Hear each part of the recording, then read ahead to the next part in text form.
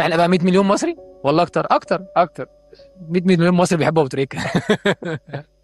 طبعا هتطلع ناس يقول لك لا احنا وانا مش عارف ايه، يفضلوا يعملوا. لا، ابو تريكه محبوب. احنا كلنا بنحبه. بالظبط كده، في كل حته مكان، كل مكان هتروح ابو تريكه.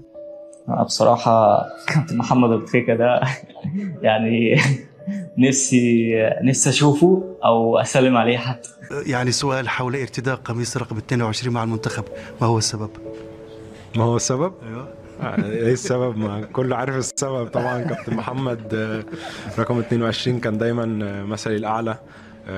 ودايما بتفرج على فيديوهات للكابتن ابو تريكة زمان، وهو طريقة لعبه بتفرح كل الناس وبتبسط كل الناس، فطبعا شرف ليا ان انا اكون لابس رقم 22.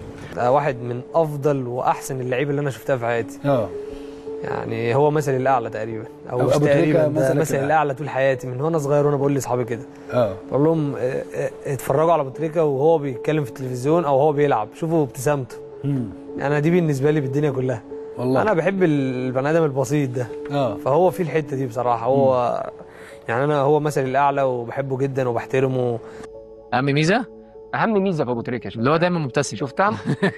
انت كلنا وضحكنا وهزرنا، بني آدم قسما بالله بسيط وجدع، وكل حاجة عايز تقولها سبحان الله ربنا زارع محبة الناس في القبول اللي الواحد بيشوفه فيه. ما شاء الله ما شاء الله. أبو تريكة من الشخصيات العظيمة المؤثرة في تاريخ مصر وفي تاريخ النادي الأهلي. أبو تريكة بره الملعب يعني كبني ادم احسن كتير كمان. يعني شايف الناس كلها بتتكلم ازاي جوه الملعب، ده بره الملعب احسن كتير قوي. كشخصيه محترمه يحب الخير للناس كلها، صاحب صاحبه، جدع، كل حاجه. وحشني بصراحه، وحشنا كلنا بعيد عننا الفتره الاخيره. فبقول له بجد انت وحشتنا. لمساتك في الملعب اللي انت كنت بتعملها، الواحد كان بيجري لك يا اخي على المغمض، وانت أيه. كنت على المغمض بتعمل كده وبتعمل كده، اي حد في ثانيه توديه للجون. فوقف جنب اهلي في لحظات صعبه كتير جدا، وجنبنا في لحظات صعبه كتير جدا.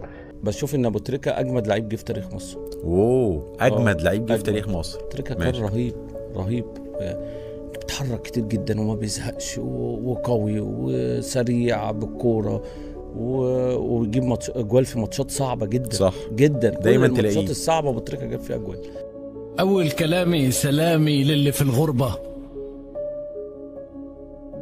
كل اللي سابنا اكتئبنا وعاش في هم وحيد، والتانية احترامي للي صان عهده وكان خفيف الاثر يشبه مرور العيد، والتالتة لتريكة اللي روحه ليها سلام شبه السلام بالايد، كأنه من دمك، كأنه اخوك وابن عمك او صديق جامعة، تسأل عليه بالاسم والسيرة والسمعة، وتحسه جارك ودارك مفتوحاله سبيل، شبه القعاد على النيل، شبه الحاجات العزيزة لما ترجع لك، شبه الصحاب اوقات ما تسمع لك وتحس بيك من غير ما تتكلم. وانت يا صاحبي يا وحدك ياللي متألم ومخبي همك في ضحكك واحنا مش فاهمين، واحد من الناس اللي فضلت لسه بني ادمين، تديك امل في الحياة وتحس فرحة معاه حتى في خجل واضح.